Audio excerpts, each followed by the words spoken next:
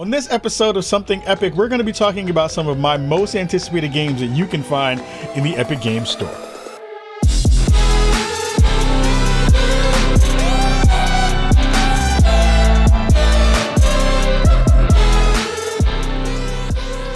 So, we have a lot of stuff to talk about. The year is about to end. We have a lot of great games coming to the Epic Games Store. Again, thank you to everyone who's been watching our content and has been representing and giving us love here in Something Epic. I want to talk to you today about 3 games that I'm really excited for that are coming to the Epic Games Store, and stuff that I think you should definitely have on your radar and should be checking out. We're going to also be talking about some games in another video about stuff that I'm playing right now in the Epic Games Store and stuff that you should definitely be checking out as well over on that end of the spectrum. So first game up, something I'm very, very hyped for is the Callisto Protocol from Striking Distance. I think this game, as a huge horror fan, is something that I've been waiting for a long time. I think the folks over at Striking Distance have been doing a really great job, not only of kind of talking about the game, but have been showcasing some of the kind of more gruesome sides of this game. Something that, you know, as a big horror fan, I love gore. I think gore is, you know, a big part of horror. And it's nice to be able to see them going for it. They're going all out with some of the death animations and bringing that real Event Horizon feel to a video game that we haven't really seen since Dead Space. So before I talk a little bit more about what I'm really hyped for, let's take a quick look at the latest trailer. Okay, so with that being the background, you know, your main character is trying to figure out his way out of jail, figure out a way to get around all these baddies. But, you know, of course, with any good horror game, you wind up having the unanticipated random event that comes about that makes everyone turn into monsters, which, again, is an easy kind of horror trope to dig into. But I think what's happening here with Striking Distance and Callisto Protocol is that they're going really deep into not only building story, trying to find good ways to build, you know, gameplay between melee combat and shooting combat. But what makes me really excited is just like the setting in which they've kind of set the game in is going to potentially be really, really important for not only, you know, how this game is going to evolve, you know, weaponry that you're going to be able to find, you know, different kinds of characters you're going to come into contact with, especially when you're kind of having this mix of what feels like an asylum and a prison. That's going to add just a whole different layer of ambiance to a game that, you know, we haven't seen before, coming out of a new studio, which, interestingly enough, has a lot of veterans from the Call of Duty space, kind of making a horror game and doing something that is very different for them too. I mean, they've dug into a little bit of, you know, zombies within some of the games that they've had under the Call of Duty umbrella, but now having a game like this kind of come out into this fray and having it be something that is strictly horror based, really, really nasty and yucky. Very, very hyped for that. I'm really excited for it. I wonder as well, like for games like this, what's the bar that they feel like they have to hit, or what's the bar they feel like they can't hit in terms of digging into all of the grossness, right? I think, you know, there's a really good balance between, you know, what a teen game can show and what a kind of AO game can show. There's a bunch of stuff in between where you kind of land at a mature or an M rating for some of those games, and it's always cool to see games like this kind of go for it. I'm just really hyped to see where they're going to figure out and land on all of that stuff. The other part of this is there's been some small controversy about the way that they are kind of doling out some of the content here. They put some of the death animations, probably some of the better ones, behind a paywall that's going to be in terms of DLC. I wonder how that's also going to kind of land with the audience. I think that's a really interesting way to do this, especially for a single player game, something that's not something that you're going to potentially come back for, especially depending upon how the narrative works and how all the kind of bits fit together. Really interesting to see how people are going to kind of come to Callisto Protocol with that being in the mix as well. So really hyped for Callisto Protocol. I think it's going to be one of my favorite games. This and Dead Space coming out in the same year, or at least pretty close to each other, is going to be the fight for who has the better horror game moving into 2023. So super excited for this game and definitely want to check out more of that. The second game that we're going to talk about today is a big favorite of mine. Something that I have been looking forward to for a while has been Skull and Bones. So Skull and Bones from Ubisoft is a pirate faring game. It is their pirate opus, I would say, a game in which so many different kinds of layers to this to dig into. You have naval combat. You have a little bit of sim gameplay in here. You have the ability to take over people's ships and territories throughout the gameplay that you have. You have some gameplay economy stuff that you have to work through with trading and things like that in the game. This game has been interesting because it's been in and out of development for a fairly long time. It has been shelved for a little bit and then came back.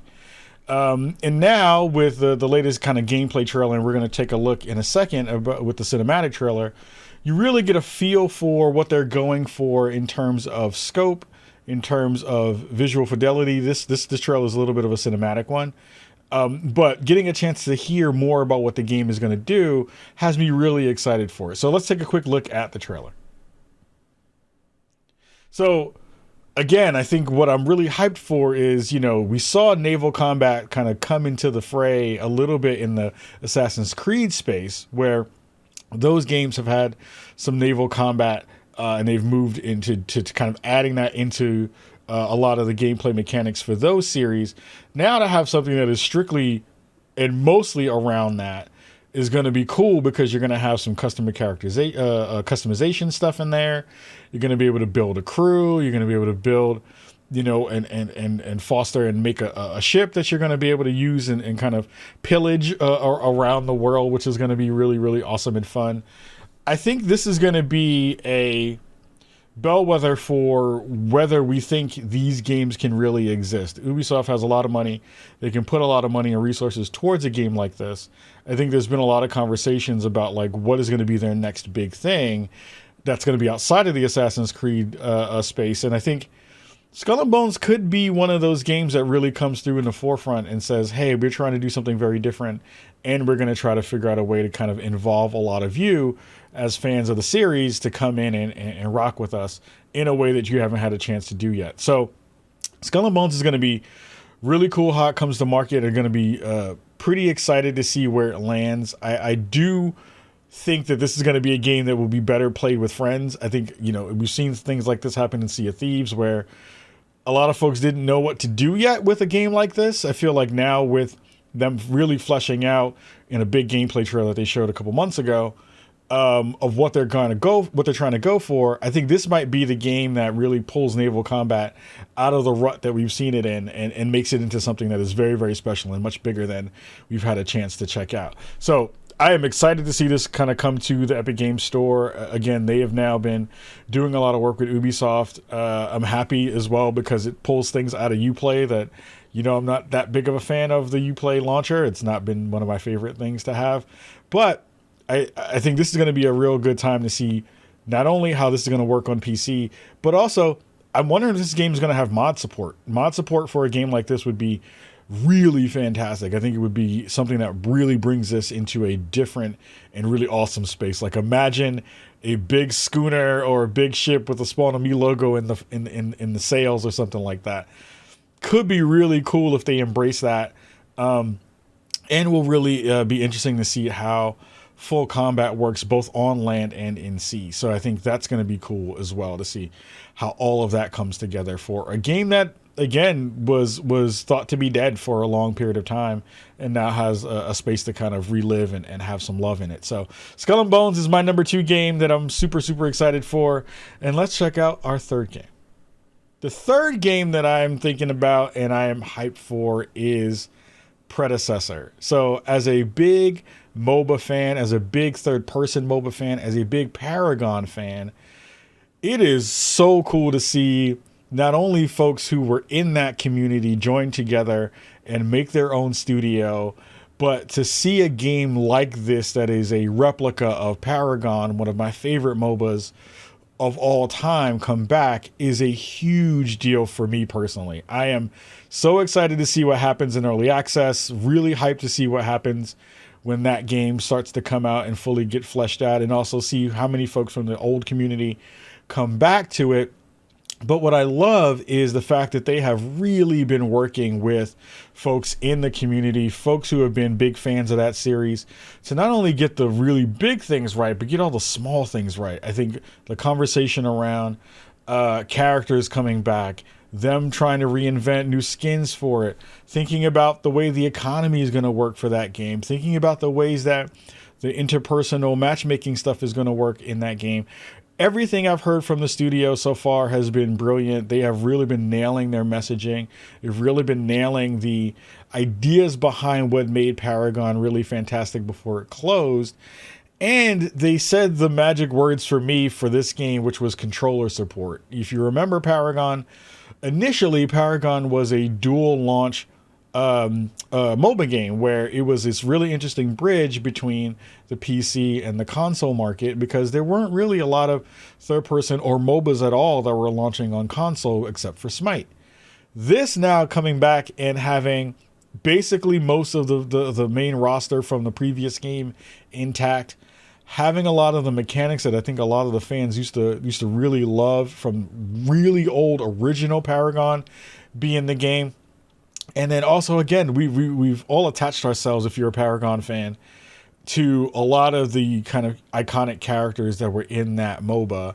And seeing them be able to come back in all of their glory visually and pretty much from a kit standpoint is something that has me just amazingly excited. I think it is going to be something that Predecessor is going to be able to do really, really well.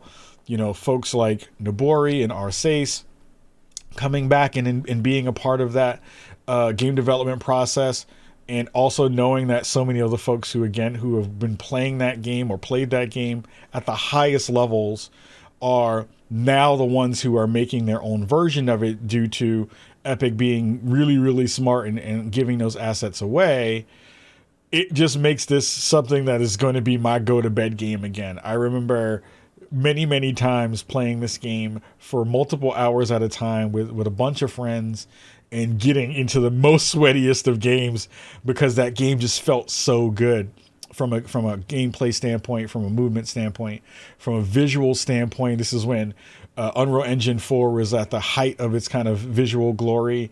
And now hearing that also Predecessor is going to be on the Unreal 5 engine, that also gives me a lot of hope for what the visual layers are going to be for this. That's going to make it really stand out. So super, super excited for Predecessor coming back and getting that MOBA Paragon feel back into the gaming universe. It is going to be my probably most anticipated game coming out of the Epic Game Store in a very long time. So very excited for that. I'm hoping for a couple of things cosmetically. I think that what they're doing initially is going to be really smart. I would love to see them do some stuff with some content creators. I would love for us to be a part of that conversation. I think, you know, one of the places I think could be really interesting and cool would be, you know, planting a ward and having your favorite content character's logo pop up over that. You know, maybe there are some banners around the world that you can do some modding and stuff like that. You can pay for a pack and do some stuff like that in that space. I think the sky's the limit when it comes to what Predecessor can do to kind of connect to a new audience and pull people back in who used to be some of their biggest fans. So very, very excited for this. Predecessor definitely in the mix as well. So that's it for this episode of Something Epic. Really excited to talk more about games that are coming down the pipeline and also some stuff that I'm really excited and playing right now. Again, thank everybody from Epic for sponsoring our videos. Thank all of you for being super, super supportive of the series. We are an Epic partner, so please use the code Spawn on Me when you're buying anything in the Epic store. That helps to make Bricago grow and the Spawn on Me podcast grow and the Spawnies grow. So we have lots of things coming down the pipeline for all of you. And once we're done with our Spawn on Me Something Epic series, we'll talk to the folks from Epic and see if we can do some more content with them, because this has been a blast being able to do this with all of you at home and all of them over on the Epic side. So until next time and next video, we will see you soon. Much love and peace.